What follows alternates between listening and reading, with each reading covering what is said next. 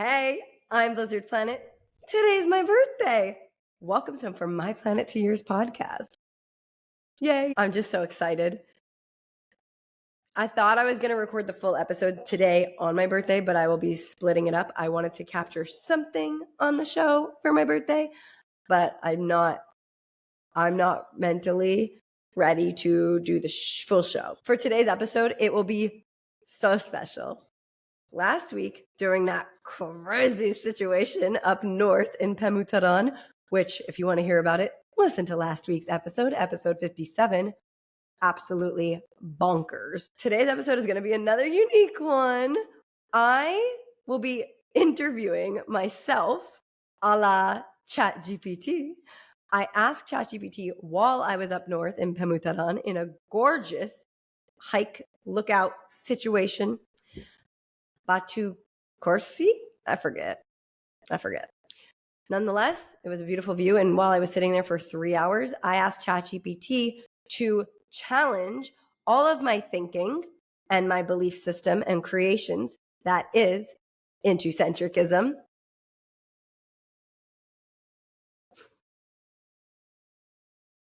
My brain just actually went blank. See, I'm not mentally equipped for this right now.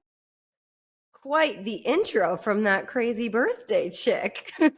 For those of you new here, I'm going to start us from the top. Hi, I'm Blizzard Planet. Imagine this. You hopped on the band rocket, and now you're on Planet Butter, a world made of sparkly peanut butter. And Blissi, the disco ball of self-reflection, is the queen of Planet Butter, is whirling around in her transforming convertible. This is From My Planet to Yours. The I stands for intuition, where we think objectively, critically, and creatively to fuel the growth of your planet. Thanks for joining me in my 58th episode. As I attempted to share in that little intro of sorts that I recorded with my birthday brain, I shared the world of Planet Butter with ChatGPT, and in return, I asked it to challenge my thinking and my creations. That is, the belief system, the practice, the cycle for decision making, and the core methods of Planet Butter. My initial intention was to challenge myself, as I love to do, and that intention has evolved into sharing it with you with the aim to answer your questions and or inspire new ones about all things Planet Butter, and hopefully inspiring you to challenge your own thinking. You don't need to display it on the internet if you don't want to. All right, so Chat and I had an incredible 3-hour conversation, and we will be turning it into 2 episodes. Today's episode 58, and next week will be episode 59, where I'll be reading you the Q&A, starting with my initial Planet Butter breakdown. Here we boogie. Planet Butter is my world, made of sparkly peanut butter. Intocentrism is its belief system, which is leading with our intuition, prioritizing self-control and self-expression while holding space for the feelings, desires, and experiences of others.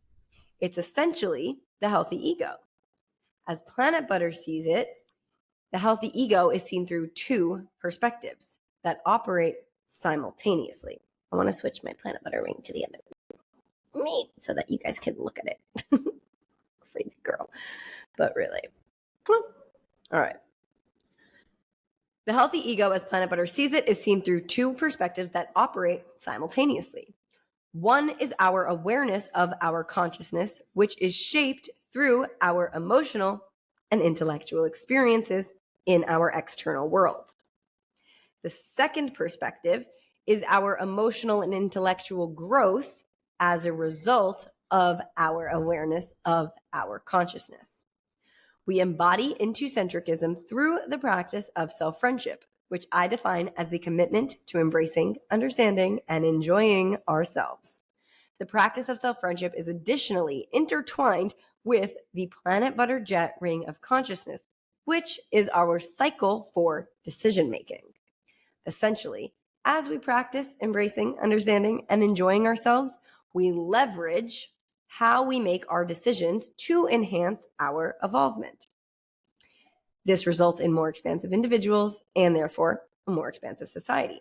operating in this system of, ta-da, intucentrism. Okay, so that is the summary that I know is a lot, but that's what I told ChatGPT. So now the Q&A with ChatGPT is based off of that summary. So we're going to break it down for you. And if you have any questions for me, please, I would love to indulge you and myself in answering them. Email me, myplanettoyours@gmail.com. myplanettoyours@gmail.com. So chat's response it said, "You've laid out a rich, intricate system, and I appreciate how deeply thought out your framework is. Let me challenge your thinking and refine this further with questions that demand specificity, practical application, and addressing potential gaps. These questions aim to deepen your framework's clarity, utility, and resonance while addressing potential blind spots or contradictions." The first of 7 categories is concept clarity. Chat's question: how would you explain the Planit Butter jet ring of consciousness to someone unfamiliar with abstract frameworks? My answer: I would explain the Planit Butter jet ring of consciousness as simply the cycle for decision making by prioritizing one's intuition. And I would leave it at that, because if they're unfamiliar with abstract frameworks, we want to keep it real simple. And then I would let them ask questions beyond that. And I'll explain more in future questions in the rest of the episode. Next question: what does leading with our intuition actually look like in everyday decision making? How do you differentiate it from impulsivity? My answer: let's say our intuition is grounded while our impulse is not grounded. Yet, intuition can look like an impulse, right? Okay, which is why Chad asked that question.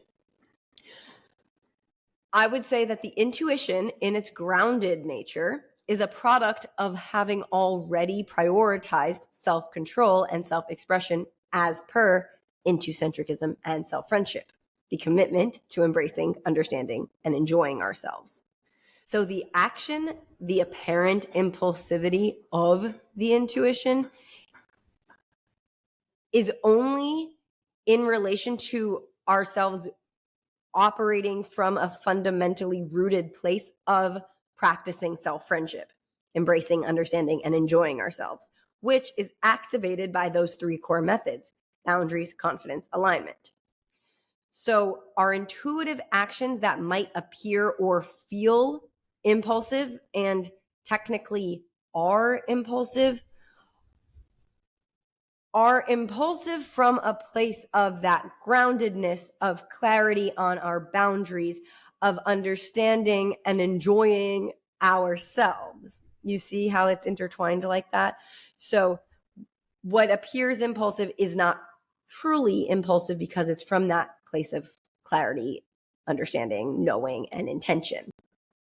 Whereas impulsivity that's not grounded in self-friendship is essentially, well, it's not grounded in self-friendship. So the impulsiveness is likely a highly emotional response and likely, to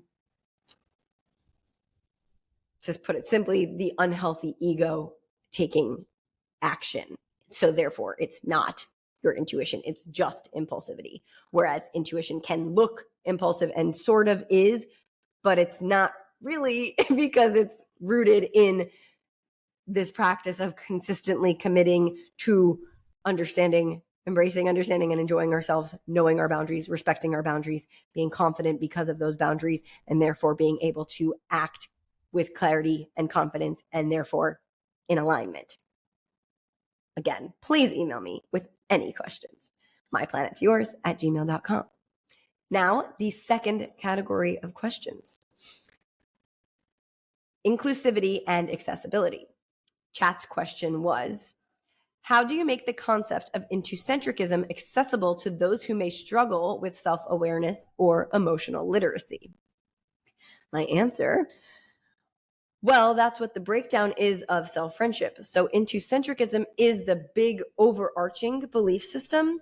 And within the belief system is that practice of self-friendship, which is boiled down to being activated by the 3 core methods: boundaries, confidence, alignment. So the simple question to ourselves is, what is this situation that I'm in? Or multiple questions. What is the situation I'm in? What are my boundaries here? And is this situation crossing my boundaries? And that's a yes or no question. And then we honor our boundaries, regardless of that answer. And in honoring those boundaries, respecting our boundaries, we are cultivating greater confidence. And the more we practice recognizing what our boundaries are, the more we can practice respecting those boundaries, which will increase our confidence, which will increase, full circle, self-awareness. Chat's next question. Could the idea of self-friendship potentially exclude those who feel disconnected from themselves? How would you address that? My answer, no. For those who feel disconnected from themselves, they are obviously that much more in need of improving their relationship with themselves. To put it bluntly, the friendship that you have with yourself might just be a shitty one at first. But you do have a friend. You are with yourself. The perspective is the choice to call it a friend, that relationship with ourselves. So because you exist, you have a relationship with yourself. Every single person's existence is their relationship with themselves. Even their external relationships are an extension of our relationships with ourselves, right? So the practice of self-friendship is just making that relationship a healthy one. It's up to you to decide to do that. That's why inspiration is self-friendship's through line. We perpetually activate and reactivate our self-friendship because we feel inspired to do so. Now, the third category, practical application. Chat's question. How would Planit Butter's belief system address situations where someone's intuition conflicts with another's feelings or needs? I love this question. My answer, that happens regularly. So the thing is, it's about prioritizing our own best interest above all else, because that ultimately is in everybody's best interest. So it doesn't matter what other people's needs are necessarily. We can hold space for other people's needs and feelings, listen, attempt to understand, and have a mature conversation if doing so is also respecting our boundaries. If it's not respecting our boundaries, then we don't need to hold space for those people. Chat's next question. How does centricism apply to collective decision making, where multiple people's intuitions and desires come into play? I also love this question. My answer, it still is only focused on the self. Every individual involved in the collective decision needs to listen to their own intuition and desires. Again, we hold space for others' thoughts, feelings, and experiences if it's a transformational relationship where there's mutual respect, mutual value, mutual giving, mutual receiving, mutual love. Like it's a 100% mutual relationship. Then you hold space to understand their feelings, desires, and experiences, have a conversation, and take action from there. But here's the thing. With intuition, decisions, and desires, listening to our intuition is something as small as, oh, I'm going to turn left here instead of right like I thought I was going to. And that's it. It doesn't need to be some big serious thing. It's everything, and it's perpetually changing, guiding us to whatever is next. That's the point that I think a lot of people overlook. I notice people tend to consider these types of things in relation to listening to our intuition and blah, blah, blah, when it's really serious and seemingly important things. My aim is to offer that we prioritize this life approach, Planit Butter's life approach, in all things, because it's the seemingly unimportant things where this is most required so that every individual has the foundation for those bigger things when they happen. Obviously, the bigger things are when it is harder for people, which is why they turn to intuition and the answers, listen to yourself, blah, blah, blah. because you do need to listen to yourself. But people don't typically practice prioritizing listening to their intuition or lead by prioritizing their self-control and self-expression. Always. If they did, we'd be having a different conversation. So if you do choose to practice self-friendship, always in the tiniest of things, moment to moment, the more clarity you will have in all facets of life and when involved in, to full circle the question, a collective decision. In a collective decision with everybody practicing self-friendship, there will be a healthy conversation, if it's a healthy relationship, and an aligned decision will be made. Or we will realize that there is misalignment, which will then require potentially parting ways. And that's okay. It might be more complicated depending on your situation, but simply put, like the complications might come after needing to part ways, whatever the situation is. But if you're not aligned, you're not aligned. You want to separate from those you're not aligned from, because then you will meet the people that you are aligned with. You see? Cool. Fourth category, integration and growth. Chat's question. Does the framework, wait, my little button, I don't know what this looks like, but hopefully it's cute. Does the framework leave room for healthy conflict or challenges to intuition? How does it prevent people from becoming overly self-centered under the guise of self-expression?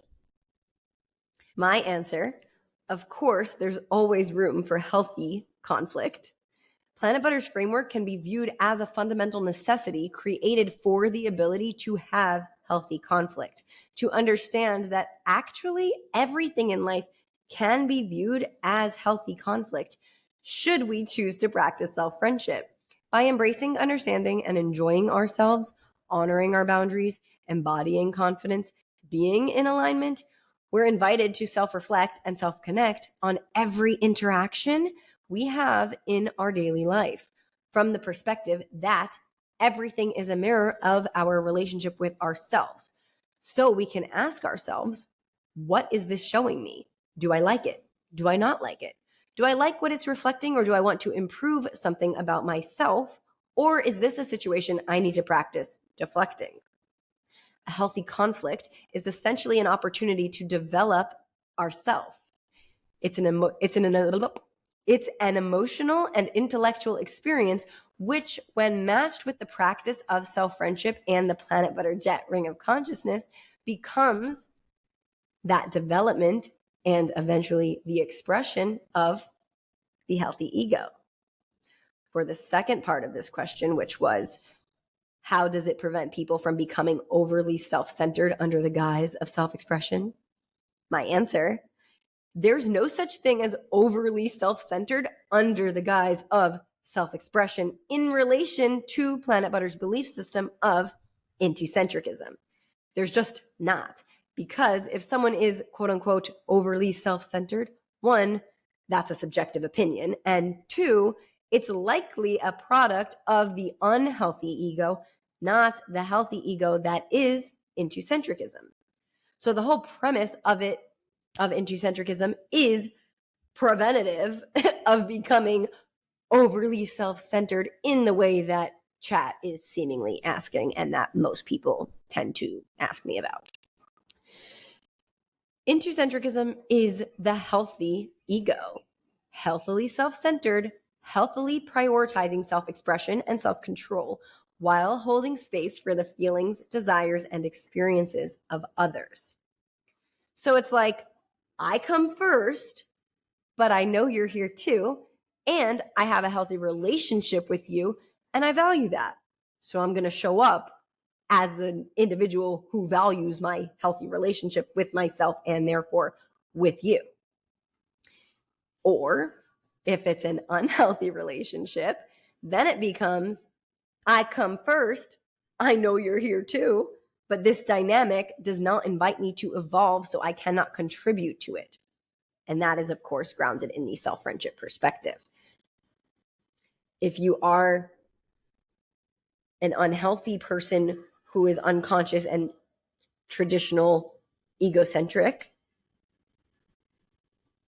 then that person needs to start with an inspired experience to then begin to activate their self-friendship, to then begin to consciously develop their planet, the emotional and intellectual development of their healthy ego.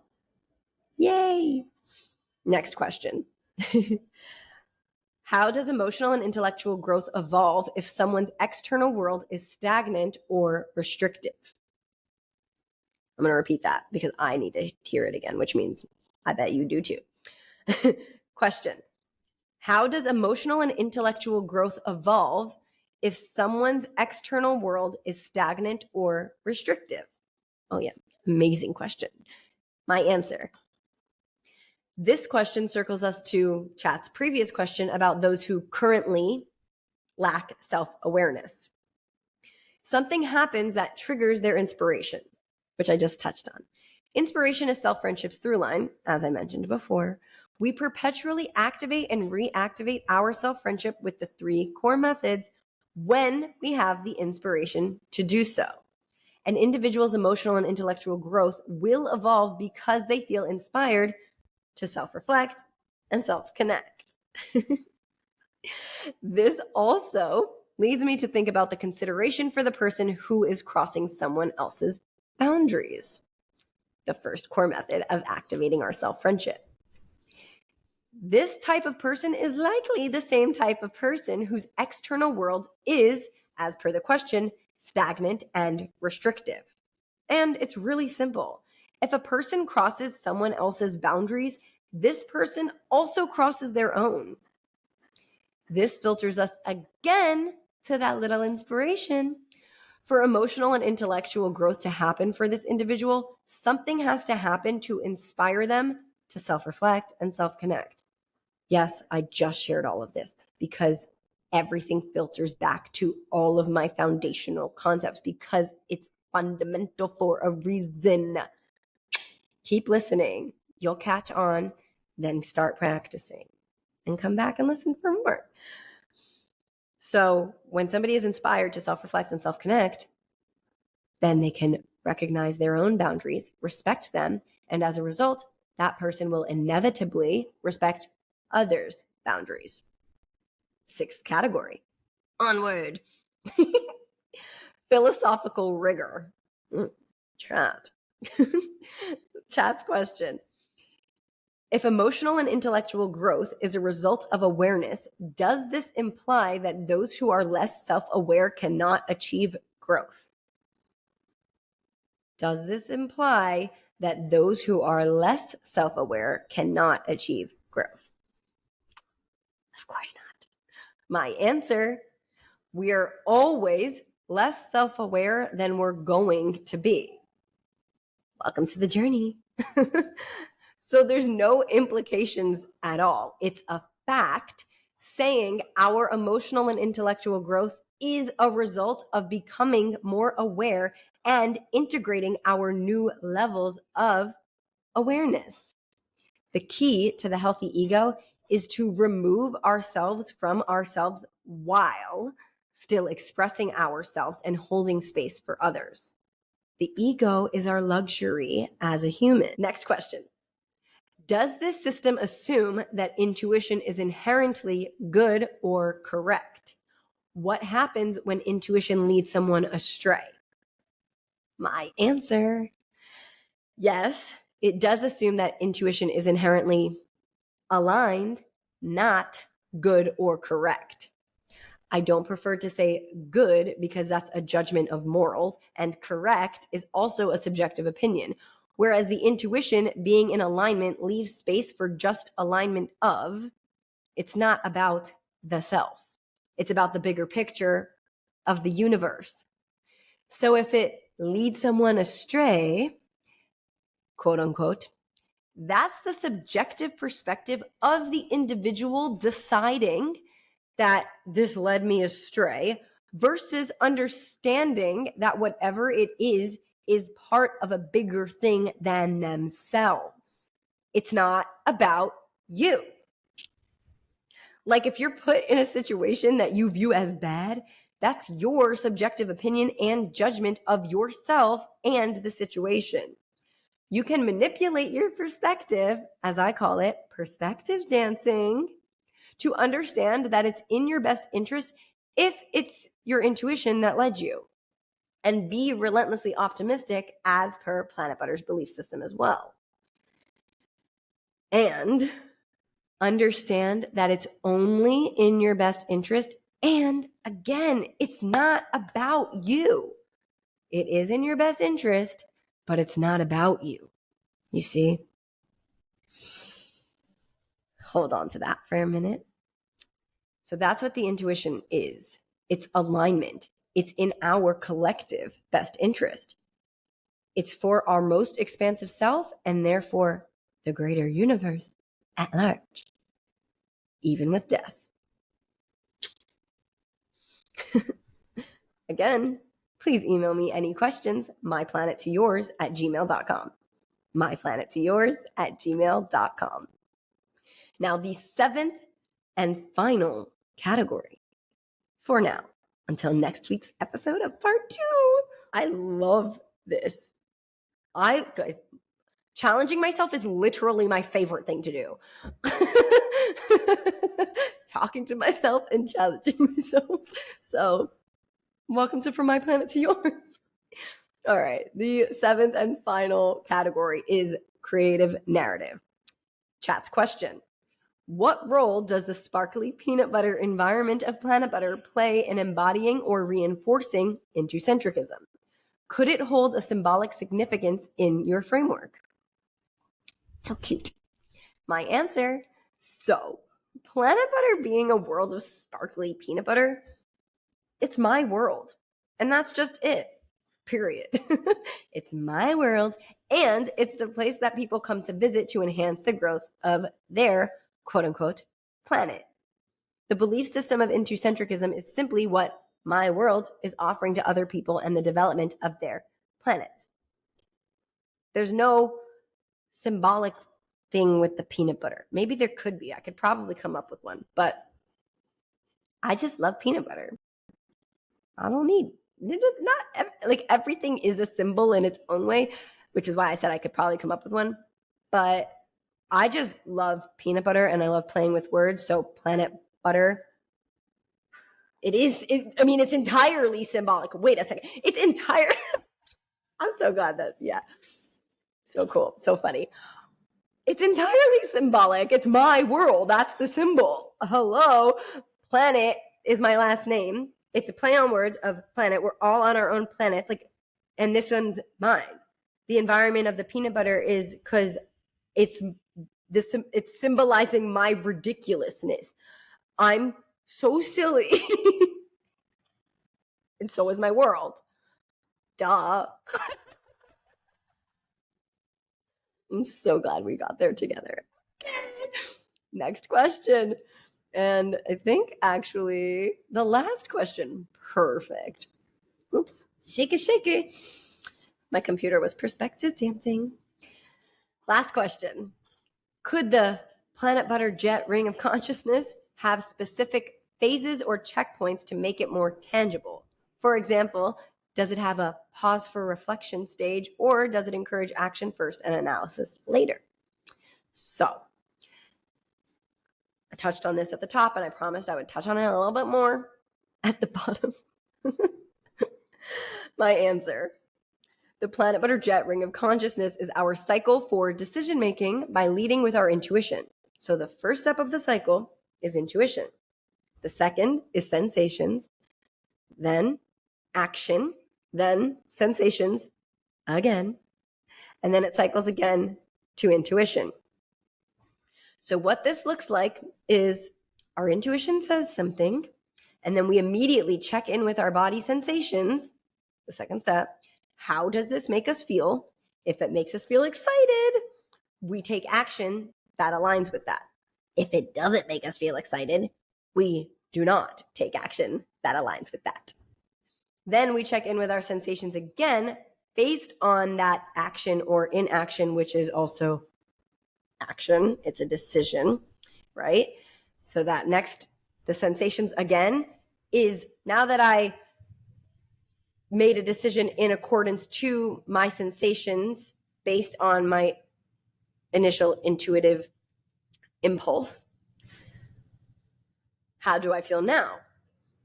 And then if that's, again, excited or not excited, it cycles forward to intuition again. So if you're not excited, check back with your intuition. What is it saying now? If you are excited, still check back with your intuition. And it repeats and repeats and repeats. Always, anywhere, everywhere, basically every second.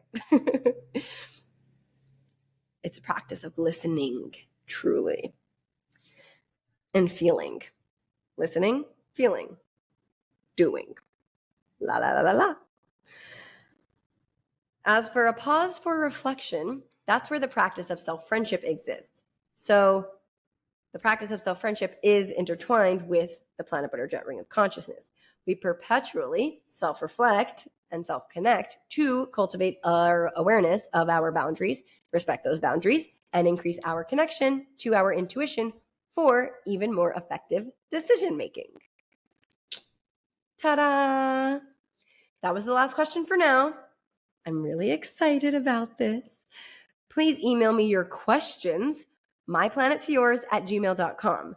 And again, next week, episode 59 will be part 2 of my Q&A with ChatGPT. Yay!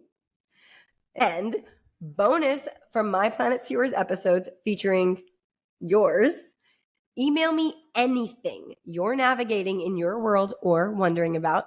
Each selected submission will be its own singular episode where I offer my perspective dancing and opinions through the lens of self-friendship.